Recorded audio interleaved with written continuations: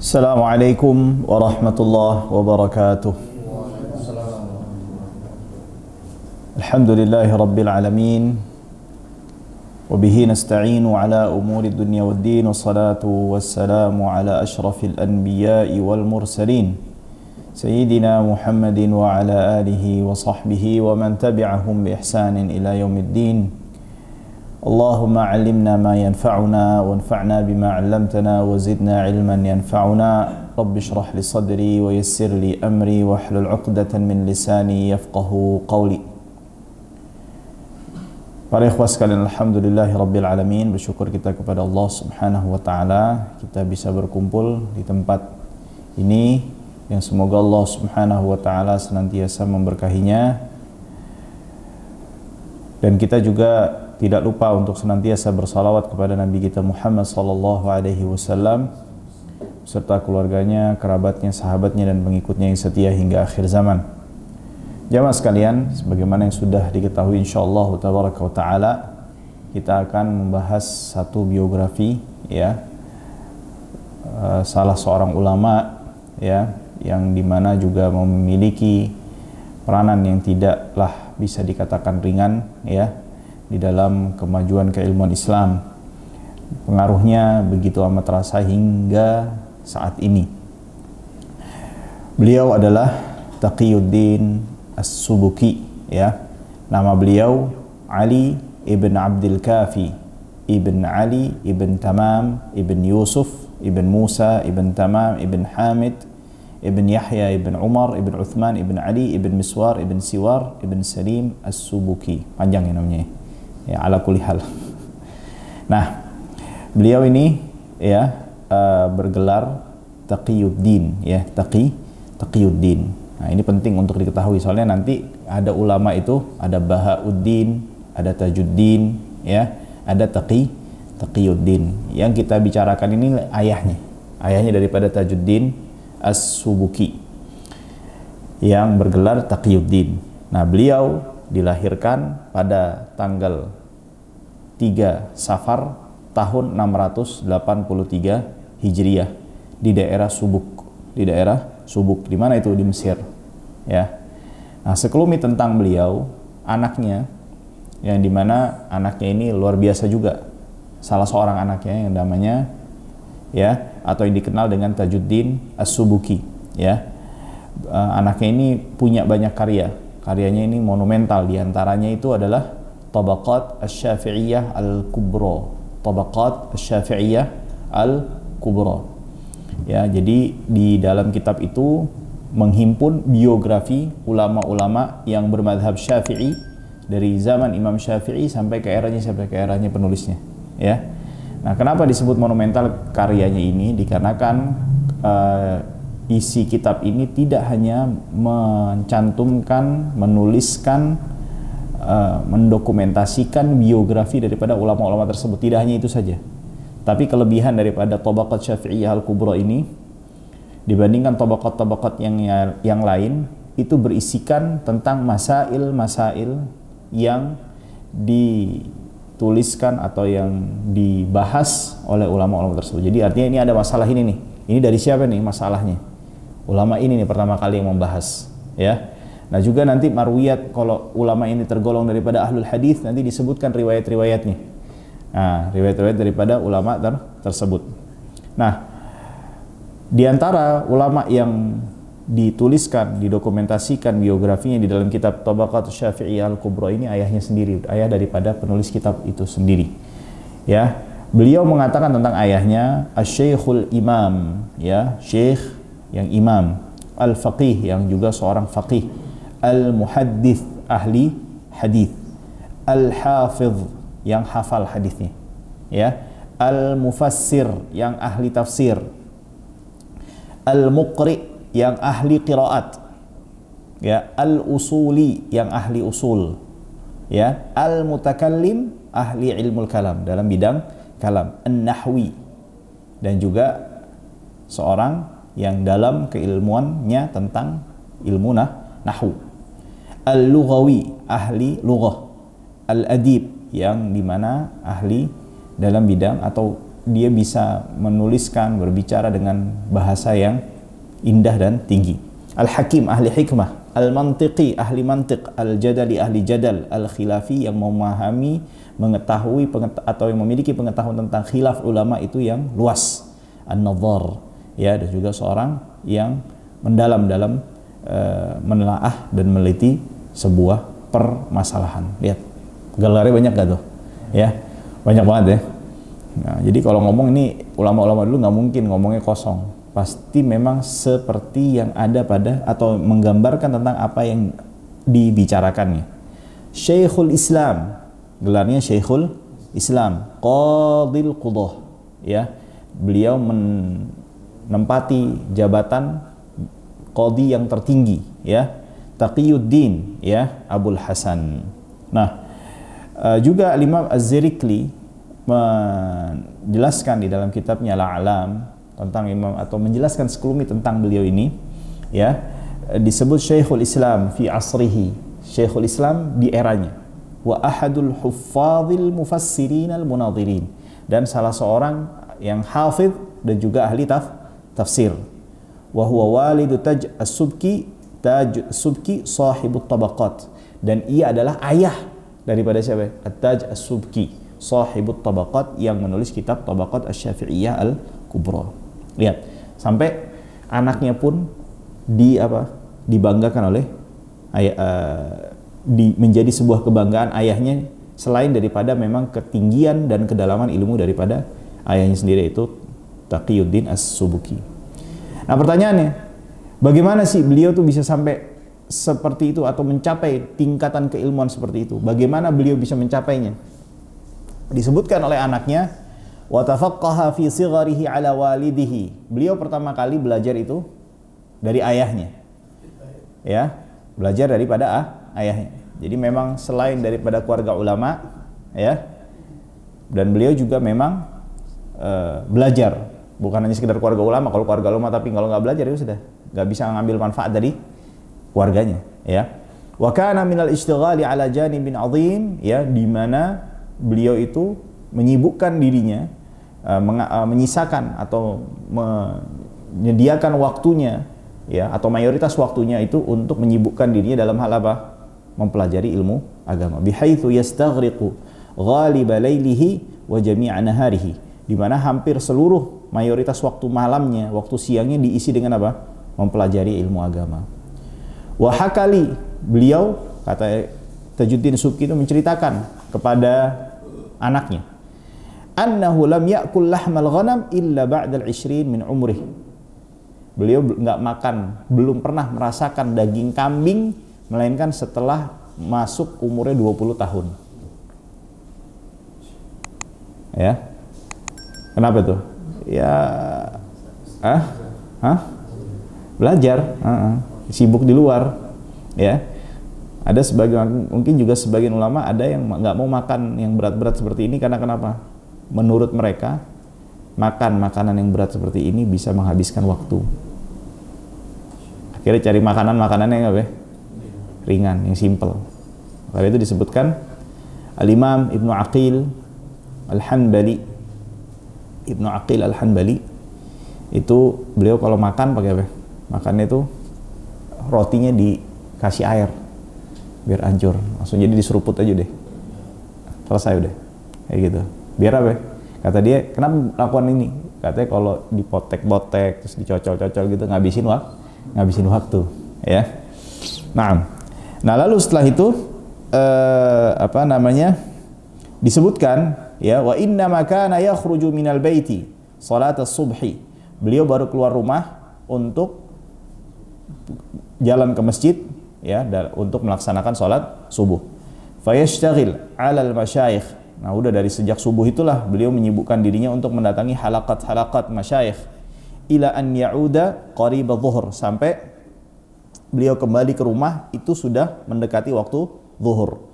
Fayajidu ahlal baiti qad amilu lahu farrujan. Nah, dibuatin makanan lah. Fayakulahu, lalu beliau makan. Wa ya'udu ilal ishtighali ilal maghrib, baru beliau kembali lagi, ya, untuk mempelajari ilmu sampai mendekati waktu maghrib. Fayakulu syai'an hulwan, lalu beliau makan sesuatu yang manis, ya. Syai'an hulwan latifan, yang ringan-ringan, yang sedikit aja. Tsumma yashtaghilu bil-laili, dan malamnya diisi lagi untuk apa? Belajar. Ya. Wa hakadha la ya'rifu ghaira dzalika. Dan udah gitu aja, setiap hari gitu aja. Paling berhentinya apa? Stopnya hari Jumat. Nah, dulu memang ulama liburnya hari Jumat, sibuk untuk ibadah, ya.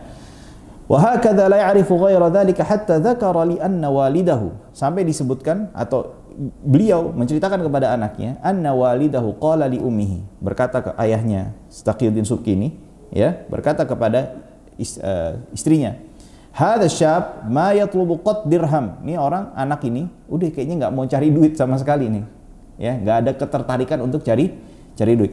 Wala syai'an fala'allahu yara syai'an yuridu an ya'kulahu fadha'i fi mindil dirhaman aw dirhamain fawada'at nisfa dirham. Lalu kata ayahnya meminta kepada ibunya, udah kasih uang saku jajan. Ini udah karena sibuk belajarnya, nggak mau nyari duit, nggak mau apa, ya, dia nggak mau apa-apa nih, kesian, takutnya nanti khawatir kalau tiba-tiba dia menginginkan sesuatu, dia nggak punya apa-apa. Taruh setengah dinar, ya, satu dirham atau nisfu dirham, antara setengah dirham sampai dua dirham, taruh di kain, kasih ke anaknya. Qalatil jaddah, lalu neneknya terus mengatakan fastamarra nahwa jum'atain. Itu kain ada sama dia sampai 2 minggu. Tetap sama dia berapa lama? 2 minggu. Wa huwa ya'ud. Lalu beliau kembali, wal mindil ma'ah, dan itu kain masih utuh, belum dibuka. Ya. Wa nisfu fihi, dan uangnya masih utuh. Ya. Ila an rama ila ibihi ilayya, lalu itu dilempar gini, ditaruh gini. Ini apa ini maksudnya kok ngasih uang ke saya? Nanti Taqiyuddin Subki udah nggak ada pikiran apa-apa kecuali apa? Udah belajar. Hatta dikasih fulus udah nggak bisa mengalihkan perhatiannya dari mempelajari ilmu, ya. Nah, wa kana Allah Ta'ala qad aqama walidahu wa walidatahu lil qiyami bi amrihi fala yadri syai'an min hali nafsihi. Sampai akhirnya udah ayahnya, karena memang juga seorang ulama, udahlah, ini anak biar jadi tanggungan saya seterusnya. Artinya, ini anak udah jangan disibukkan dengan hal-hal yang lain, karena dia sibuk dengan sesuatu yang apa? Baik dan bisa menjadi manfaat untuk umat, ya.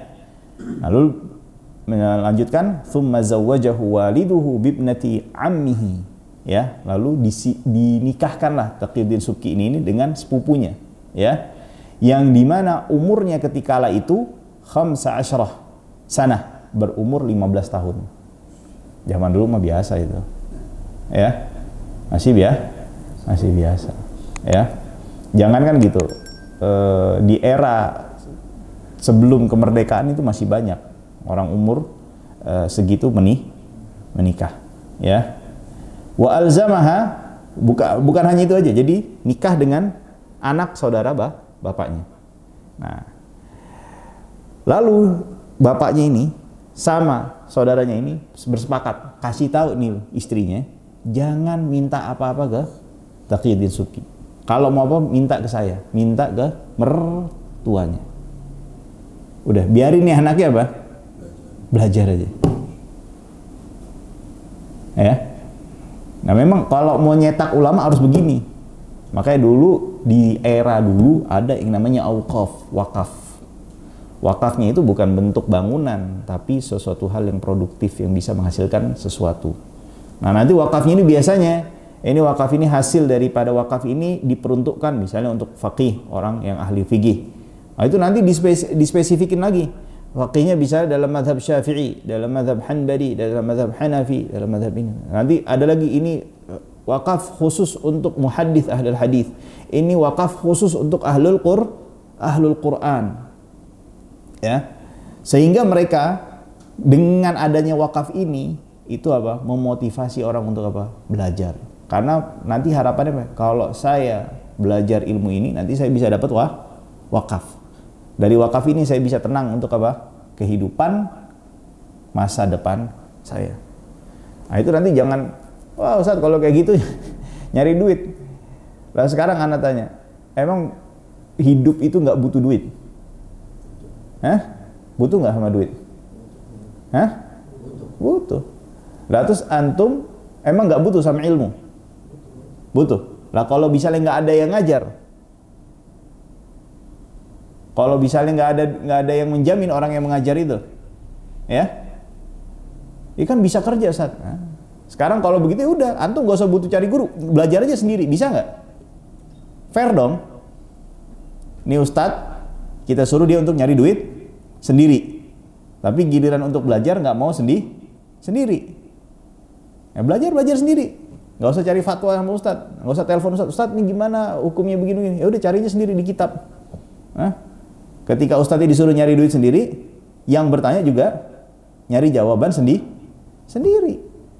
Ya. Dan memang juga inilah yang diajarkan oleh Rasulullah SAW, di mana beliau ketika itu memberikan perhatian kepada siapa? Kepada generasi dari kalangan sahabat-sahabat yang masih kecil. Di mana ketika perang Badar kita tahu kan, ketika itu Rasulullah memberikan penawaran kepada sebagian tawanannya, kalian akan dibebaskan dengan syarat mengajarkan 10 orang anak dari kalangan kaum muslimin. Intinya apa? Ada timbal balik nggak? Ada timbal balik kan?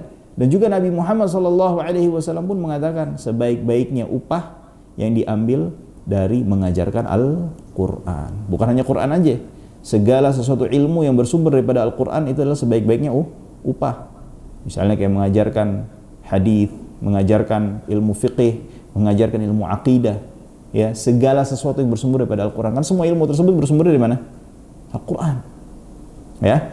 Nah, karena itu kalau kita mau mencetak ulama itu, kita harus menyediakan atau menghadirkan, ya, iklim yang menjadikan mereka itu tenang untuk belajar. Maka itu Imam Syafi'i mengatakan apa? Kalau sekiranya saya disuruh untuk membeli bawang, saya nggak akan bisa untuk mempelajari satu masalah. Artinya memang apa? Yang namanya belajar itu harus dijadikan orang yang belajar itu untuk bisa fokus dan jangan sampai dipalingkan dari segala hal yang menyibukkannya dan melalaikannya atau menjadikan konsentrasinya terbelah dan terpecah. Lihat sampai Taqiyuddin Subki sampai disebutkan apa? Dia sampai dinikahin tujuannya apa? Supaya tidak terganggu dengan apa? Syahwat. Ya kan?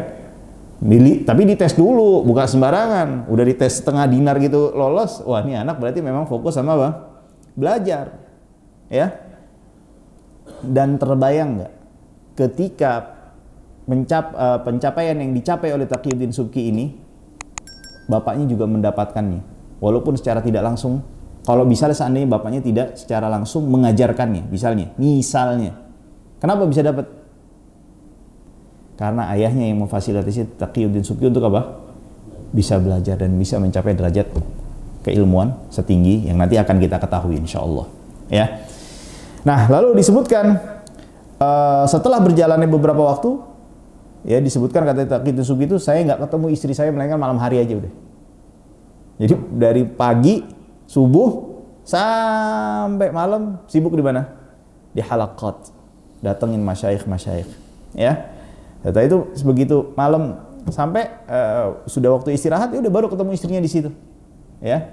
Subhanallah, terdengar atau sampai kepada ayah daripada istrinya Taqiyuddin Subki bahwasannya anaknya ini, istrinya ini pernah meminta sesuatu, menuntut kepada Taqiyuddin Subki. Dipanggil lah Taqiyuddin Subki, ya.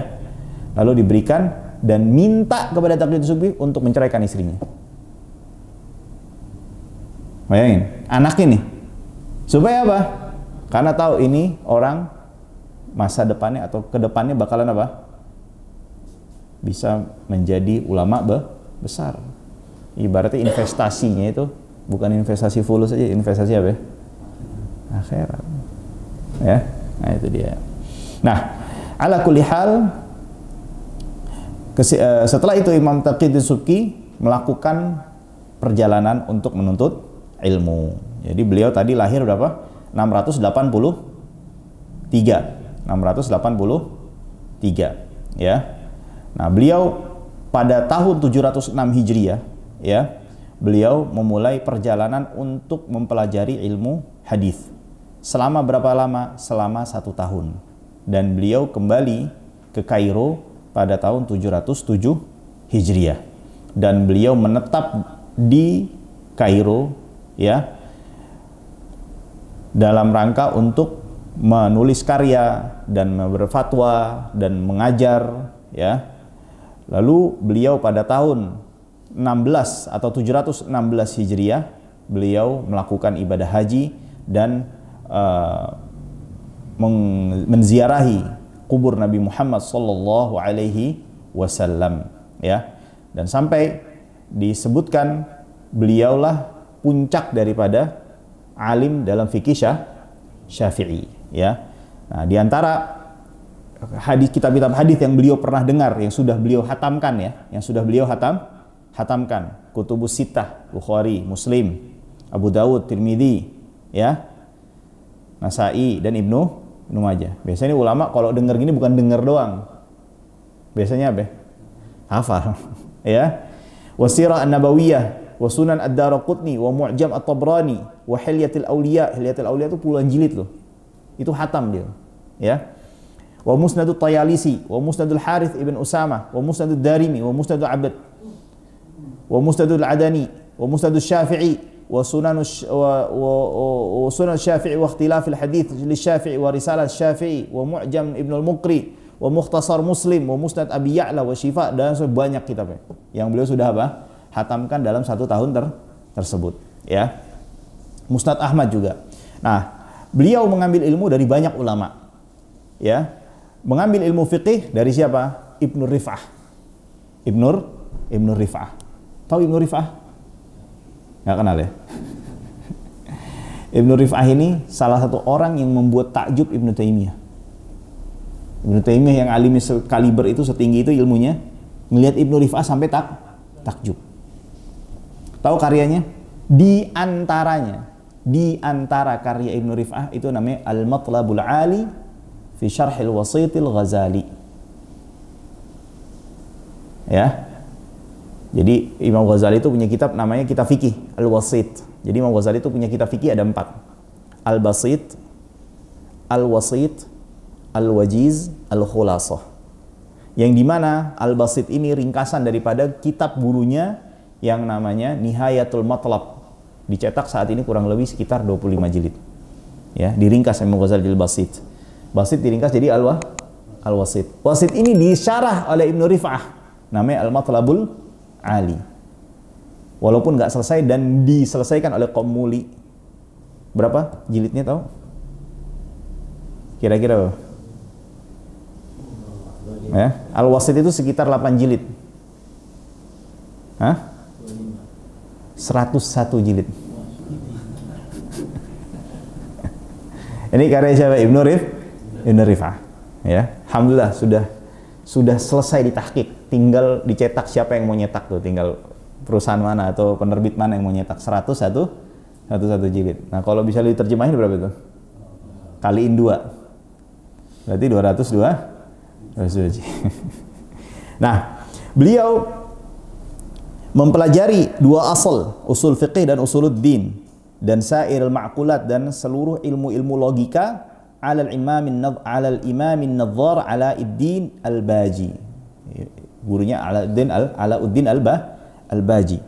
Ini yang ketika Ibnu Taimiyah bertemu dengan beliau mengatakan, "Mithli," katanya, "semisalku di hadapanmu tidak pantas untuk berbicara, tetapi astafid, tapi saya mengambil faedah."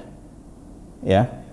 Wal mantiq wal khilaf ala Sayyid Saifuddin Al-Baghdadi, wat tafsir ala Syekh Al-Alamuddin Al-Iraqi, wal qiraat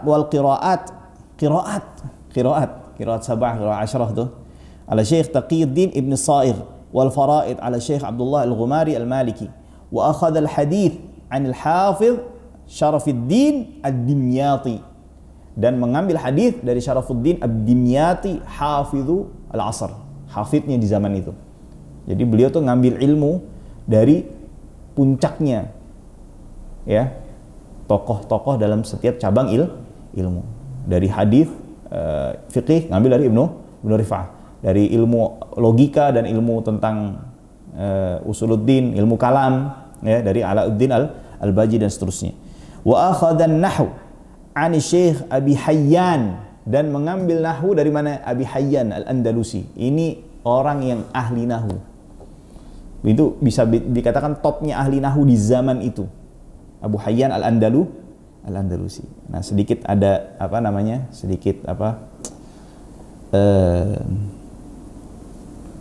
Faedah. Abu Hayyan Al-Andalusi ini kan asalnya dari Andalus. Ada dari mana? Dari Andalus. Dialeknya Andalus itu kalau ngomong qaf jadi kaf. Dialeknya orang Andalus itu kalau ngomong qaf jadi kaf. Jadi kalau baca qara'a, qara'a. Begitu. Ya. Mutlak. Itu baca begitu. Nah, Abu Hayyan Al-Andalusi ini kalau ngomong pasti begitu. Tapi berbeda ketika beliau membaca Al-Quran. Baru dia tidak membaca atau mengucapkan huruf qaf dengan dialek Andalusnya. Ajib ya.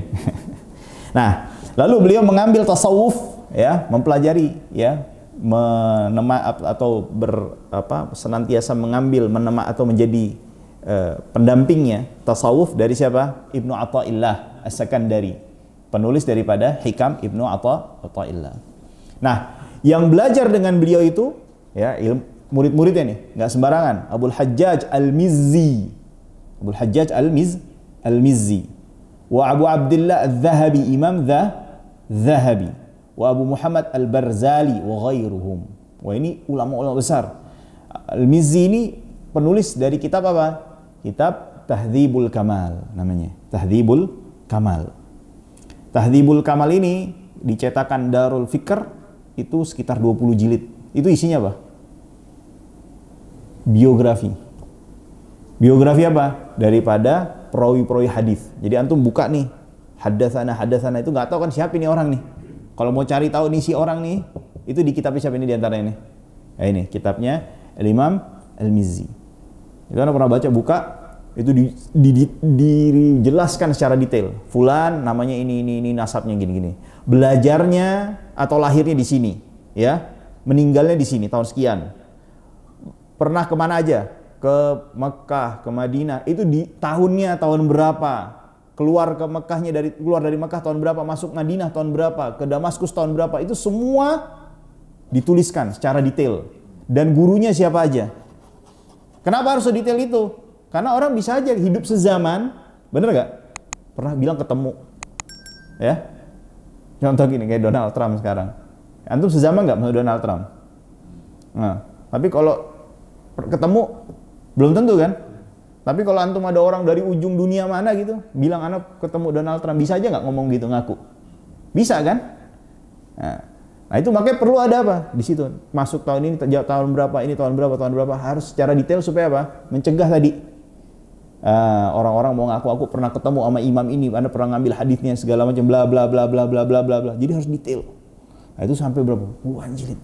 Nah itu karyanya siapa? Karyanya Imam Al-Mizzi. Itu salah seorang murid daripada siapa? Taqiyuddin As-Subki. Jadi nggak sembarangan, muridnya aja seperti itu, bayangin. Makanya ada sebuah ucapan, murid itu adalah bayangan daripada gurunya. Artinya kalau muridnya aja begitu, gimana gurunya? Nah, itu dia. Nah, lalu beliau pada tahun 739 Hijriah disebutkan terjadi atau wafatnya Imam Jalaluddin Al-Qazwini di Syam. Nah, beliau kan tinggal di mana? Di Kairo. Nah, beliau ini adalah seorang qadhi. Akhirnya salah seorang amir yang bernama Saifuddin At-Tinkiz, nggak tahu nih bacanya bagaimana, ya, meminta beliau untuk menjadi qadil qudah. Jadi pemimpinnya para qadhi. Ini orang menjadi pemimpinnya para qadhi ini biasanya bukan orang ecek-ecek ilmuannya, tapi biasanya yang taraf keilmuannya yang sangat amat apa? Sangat amat tinggi. Ya, akhirnya Taqiyuddin Subki menjadi seorang qadhi pada tahun berapa? 739 Hijriah. Nah, bukan hanya di situ saja. Beliau diberikan tempat di namanya Al-Kallasah. Apa yang di situ? Beliau membacakan hadis. Ya, membacakan hadis daripada hadis-hadis yang beliau riwayatkan dari beliau sampai siapa ya? Sampai Nabi Muhammad sallallahu alaihi wasallam, dan membacakan seluruh riwayat-riwayat yang beliau telah riwayatkan daripada guru-gurunya. Nah, dan bukan hanya itu saja. Beliau di samping menjadi seorang qadhi, beliau didapuk untuk menjadi apa? Menjadi khatib di Masjid Al-Umawi. Di Masjid apa? Al-Umawi. Ya. Sampai-sampai Imam Az-Zahabi ketika mengetahui ya bahwasannya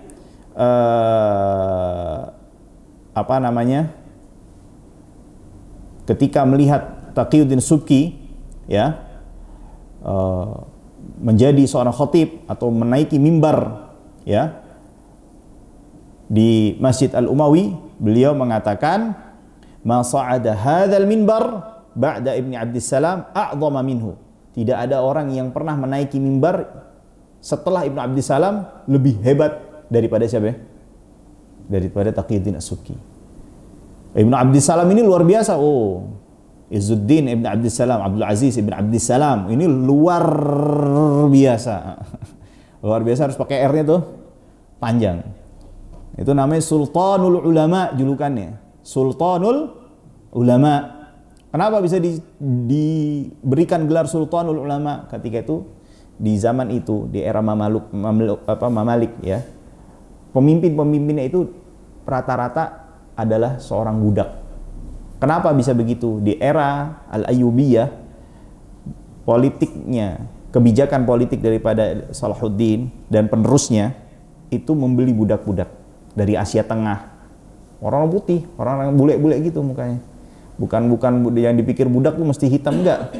Nah, itu diambil dari orang Turk, dari Syarkas, antara dua ras itu. Diambillah mereka, lalu ditaruh di sebuah benteng, lalu dididik.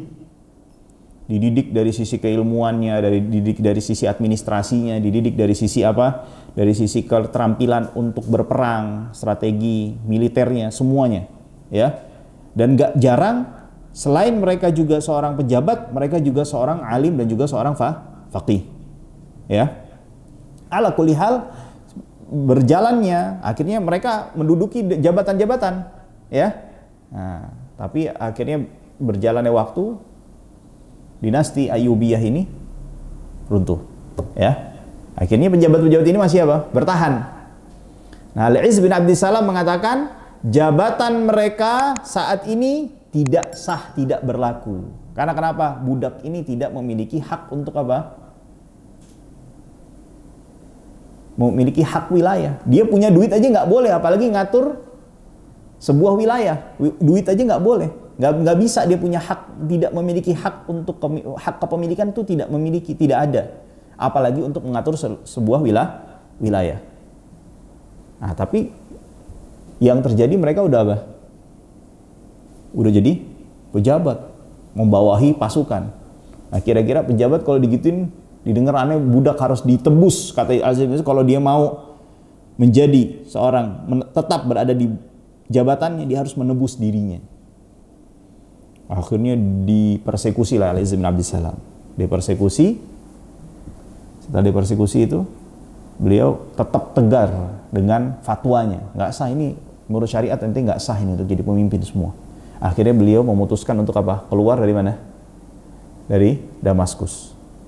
Nah, begitu keluar bukan sendiri, tapi seluruh masyarakat di kota Damaskus ikut juga sama beliau. Nah, sekarang antum ibaratnya ada satu ulama keluar, satu Jakarta ikut keluar gitu, kosong. Nah, gubernurnya bingung mau mimpin siapa kan? Nah, akhirnya dari situlah mereka mengalah dan akhirnya mengambil kebijakan untuk menebus diri mereka. Ala kulli hal, intinya alim Al-Izz bin Abdissalam ini. Dikatakan oleh Zahabi tidak ada yang lebih hebat setelah Al-Izz bin Abdissalam, melebihi dari siapa? Melebihi Taqiyuddin As-Subuki, ya. Dan beliau akhirnya didapuk juga selain menjadi qadhi, menjadi syekh di Darul Hadits Al-Ashrafiyah. Darul Hadits Al-Ashrafiyah. Darul Hadits ini ibaratnya kayak sebuah universitas Di antara alumni siapa? Imam Nawawi. Nah, beliau jadi apa ya?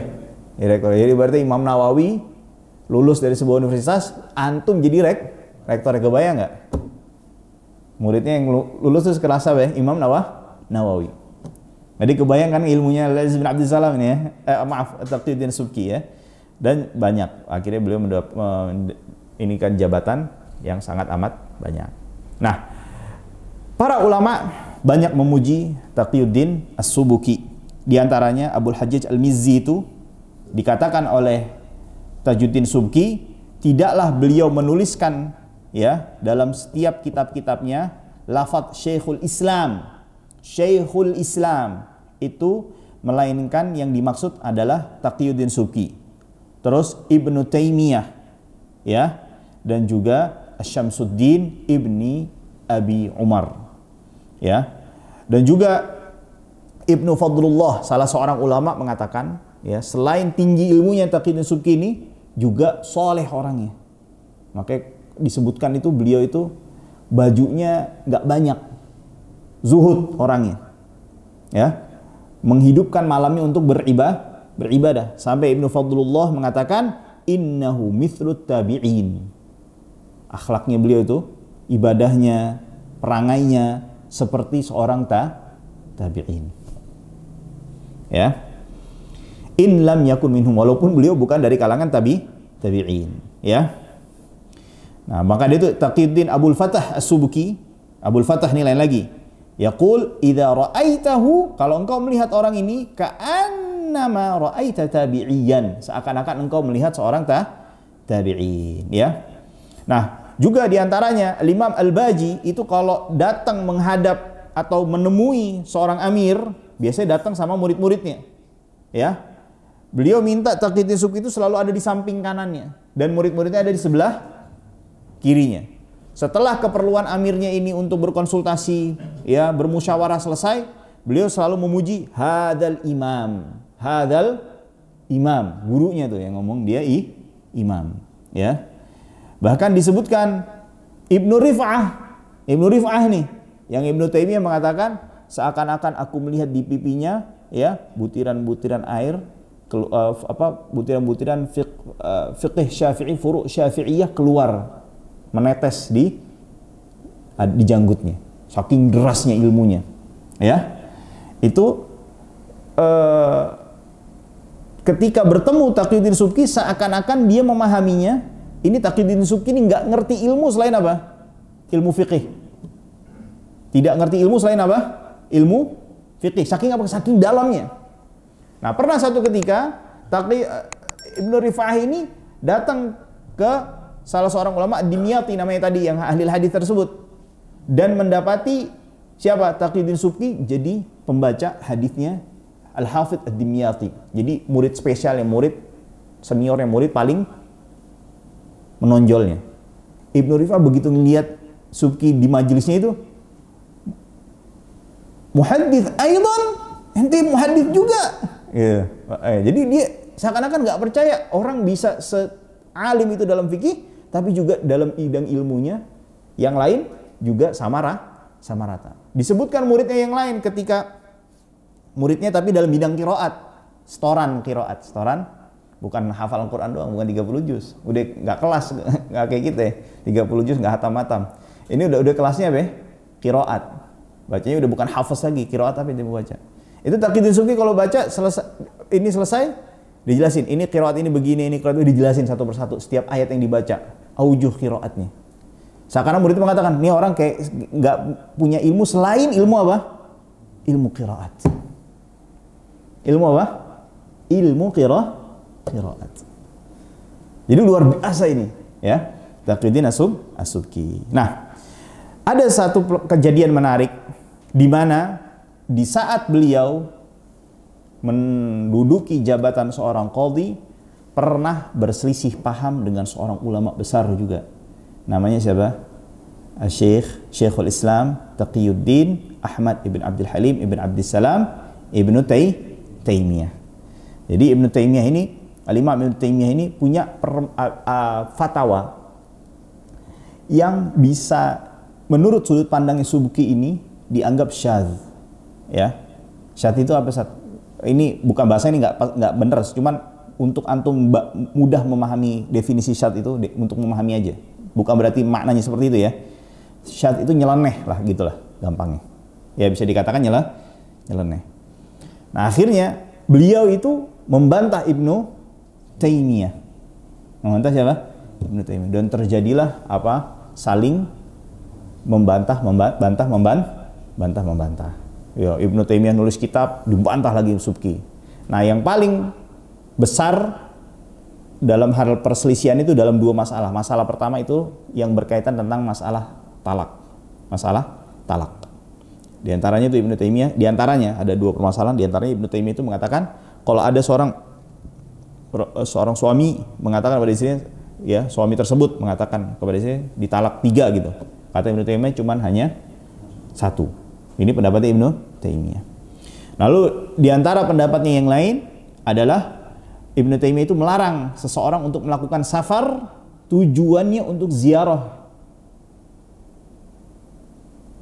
Nabi Muhammad SAW. Memang pendapat ini ada juga dari kalangan Syafi'iyah, di antara yang punya pendapat seperti ini. Siapa? Pendapatnya Abu Muhammad Al-Juwaini, ayahnya daripada Imamul Haramain. Ya, tetapi Syafi'iyah sepakat pendapatnya Abu Muhammad Al-Juwaini ini pendapat yang syadz. Pendapat yang syadz juga. Akhirnya dibantahlah, terjadilah bantah-membantah antara siapa?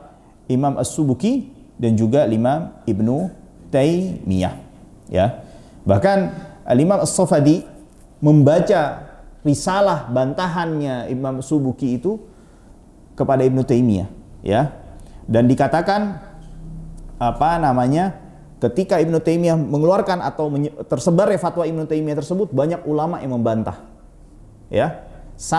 Dan bantahan itu dikatakan tidak mendekati level kekuatan ilmiahnya dengan Ibnu Taimiyah sampai datang siapa? Subuki. Baru nih bantahan nih katanya gitu. Ya. Nah itu dia. Nah, maka dari itu sampai Imam Subuki ini ketika mendapati Ibnu Taimiyah seperti ini menurut sudut pandang beliau dan membantahnya dengan ucapan yang sangat amat keras. Dengan ucapan yang sangat apa? Amat keras. Tapi menariknya nih di sini kita ngambil pelajaran penting. Subki itu menuliskan biografi Ibnu Taimiyah. Menuliskan biografinya siapa? Ibnu. Antum kalau musuhan kira-kira mau nggak menulis biografi musuh antum?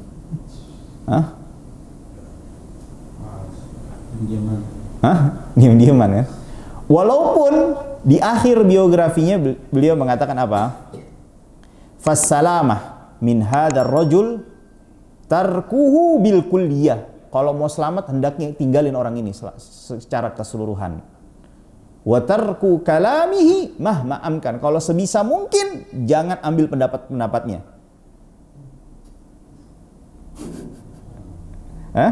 Wa man ulima minhul fatwa bi syai'in mimman farada bihi yu'addab. Kalau ada orang yang ngikutin fatwanya Ibnu Taimiyah dalam pendapat-pendapat yang beliau bersendiri, artinya nggak ada pendapat ulama-ulama yang lain yang sama kayak Ibnu Taimiyah, ya, ditertipin nih orang ini. Bahasanya Pak Harto zaman dulu amankan, gitu, ya. Wa yu'khadhu ala yadayhi, tangkap orang tersebut, liyaslaman nas minhu, supaya orang selamat daripada fatwa-fatwanya. Ini kata siapa? Kata Subki. Tapi bukan berarti, ya,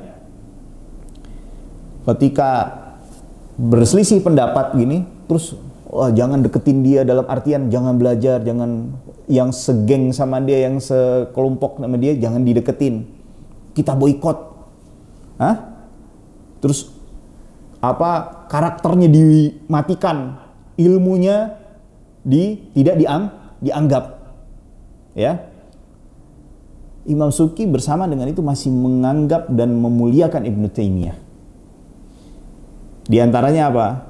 Ketika beliau menulis kitab yang menjelaskan tentang hukum orang yang mencela Nabi Muhammad SAW, beliau mengatakan waqad waqaftu ala tasnifin li Abil Abbasi Ahmad ibn Abdul Halim ibn Abdissalam ibn Taimiyah. Aku melihat ada satu kitab yang dikarang oleh Ibn Taimiyah berjudul As-Sarimul Maslul ala Syatimir Rasul, yang judulnya adalah Sarimul Maslul ala Syatimir Rasul. Istadalla ala ta'ayyuni qatlihi bi 27 tariqah. Ya. Jadi Ibn Taimiyah mengatakan bagi orang yang membunuh Nabi Muhammad tidak ada uzur melainkan harus dibunuh dengan 27 cara. Ya. Lalu beliau membahas itu dengan panjang lebar. Lalu beliau mengatakan apa? Walakinni lam yansyarih sadri li muwafaqatihi. Tapi saya masih mengganjal untuk melihat pendapatnya, untuk saya bersepakat dengan pendapat ini dalam masalah itu aja. Dalam masalah itu. Artinya seorang yang yang mencela Nabi Muhammad SAW itu harus wajib dibunuh. Tidak ada ampunan. Subki itu punya pandangan yang berbeda. Karena nggak sepakat dengan masalah itu, akhirnya beliau tulis kitab yang lainnya. Tapi dengarkan. Lam yansyarih sadri li muwafaqatihi 'ala al-qawli bil qatl ba'da al-Islam. Untuk membunuh orang yang telah mencela Nabi Muhammad SAW walaupun dia sudah taubat dan masuk ke dalam agama Islam. Walakinnahu min mahalil ijtihad. Tapi ini permasalahan ijtihadi, ya. Fa in syarahat lahu nafsu alimin, kalau seorang alim merasa dia lebih tenang dengan pendapat apa yang dia ambil, fala haraja alaih, maka enggak ada masalah dia mengambil pendapat tersebut. Maksudnya siapa? Artinya Subki itu tidak cocok dengan pendapat Ibnu Taimiyah, tapi Ibnu Taimiyah merasa pendapat itu yang pas, nggak ada masalah. Lihat, ya. Dan beliau mengatakan apa? Nafsu alimin, dan masih menganggap Ibnu Taimiyah sebagai seorang apa? Alim. Wa mabnal ijtihad wa taqlid ala insyirahis sadr. Ya. Nah, artinya Subki bersamaan dengan itu pun juga apa? Masih mengakui keilmuan daripada siapa? Ibnu Taimiyah. Ya. Begitu juga sebaliknya, Ibnu Taimiyah pun memuji Subki. Ya, memuji siapa? As-Subki. Disebutkan oleh Tajuddin As-Subki dalam kitabnya Tabaqatus Syafi'iyah, wa sahha min turuqin syatta, telah sah, ya, sanadnya maksudnya, dari jalan yang banyak, ani Syekh Taqiyuddin Ibnu Taimiyah, bahwasanya Ibnu Taimiyah itu annahu kana la yu'azzimu ahadan min ahli al-'asr ka ta'dhimihi lahu. Ibnu Taimiyah itu tidak pernah mengagungkan, memuji, mengangkat seseorang yang ada di zamannya, ulama yang ada di zamannya, melebihi pengagungan Ibnu Taimiyah kepada siapa? Taqiyuddin Subki. Padahal Taqiyuddin Subki ngomong apa tadi? Kalau bisa nih orang dia apa? Ya. Wa annahu kana kathiru tsana' ala tasnifihi fi ar-radd 'alaihi, dan Ibnu Taimiyah banyak memuji tulisannya Subki yang membantah siapa? Ibnu Taimiyah. Bayangin ada orang bantah kita nih, dipuji-puji bantahannya. Ini juga tanda apa? Kebesaran hatinya siapa? Ibnu Taimiyah. Dan kedewasaan seorang siapa? Seorang alim, baik dari As-Subki maupun juga daripada Ibnu Taimiyah. Nah, kalau kita sekarang kagak, gurunya kalau gosok, ya kan? Biar berantem terus.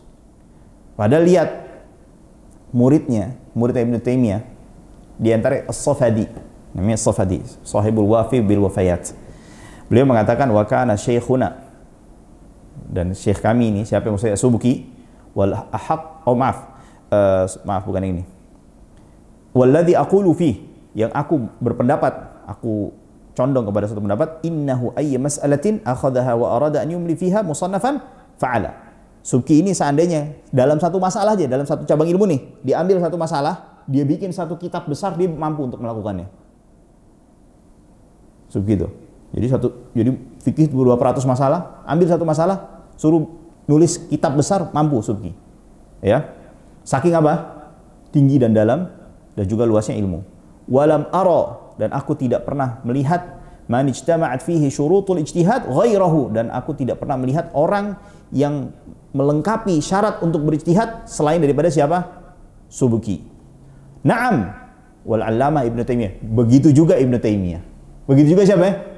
Ibnu Safadi ini belajar sama Subki, belajar sama siapa ya? Ibnu Taimiyah. Ibnu Taimiyah yang nggak ngomong, jangan belajar sama Subki ente, syubhat, nggak ngomong gitu. Begitu juga sebaliknya, Subki juga nggak ngomong sama Safadi, jangan belajar sama Ibnu Taimiyah, syubhat. Ya. Nah, lalu beliau dengan dengan insafnya, illa anna hadza adaqqu nadharan wa aktsaru tahqiqan wa aq'adu bi tariqi kulli fannin takallama fihi wa ma fihi asyakhi mithlahu. Artinya gini, Subki ini lebih unggul dalam hal apa? Kecermatannya, dalam hal perinciannya, penelitiannya.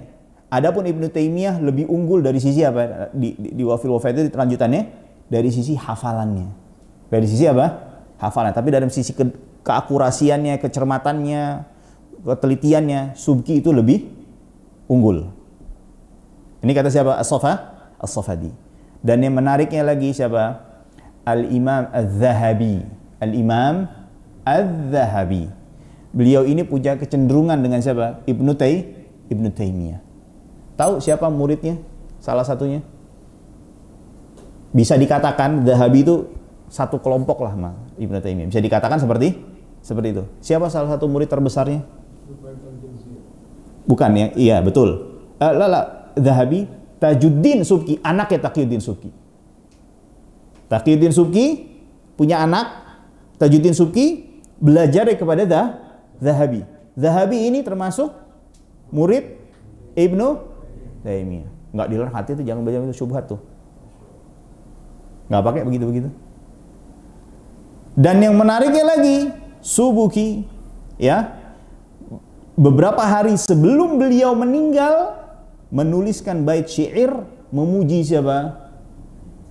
As-Subuki.